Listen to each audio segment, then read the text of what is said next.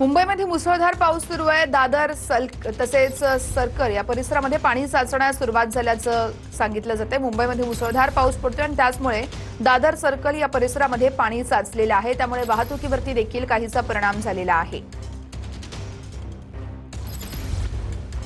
रेल्वेवरती देखील काहीसा परिणाम होतोय। 10 ते 15 मिनिटं उशिरानं रेल्वे धावत असल्याचं सांगितलं जातं। या संदर्भातले अपडेट देतात निवृत्ती बाबर, आमचे प्रतिनिधी आहेत आपल्यासोबत। निवृत्ती, दादर सर्कल परिसरामध्ये पाणी साचलेलं आहे। किंग सर्कल या भागात देखील पाणी साचलेलं आहे। पाण्याचा निचरा होतोय का? प्रशासनाकडून काय खबरदारी घेतली जाते सविस्तर सांगाल?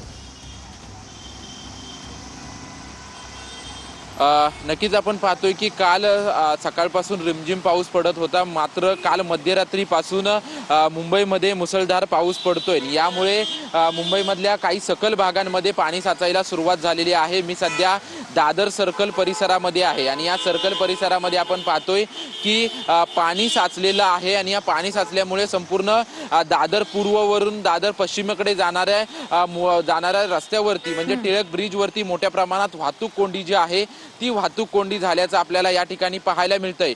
दादर वरून ठाणे आणि छत्रपती शिवाजी महाराज टर्मिनलच्या दिशेने जाणाऱ्या रस्त्यावर मोठ्या प्रमाणात वाहतूक कोंडी झालेली आहे। कारण रात्रीपासूनच मोठ्या प्रमाणात मुंबईमध्ये पावसानं हजेरी लावलेली आहे आणि त्यामुळे ठिकठिकाणी पाणी साचायला सुरुवात झाल्याचं चित्र आपल्याला या ठिकाणी पाहायला मिळतंय।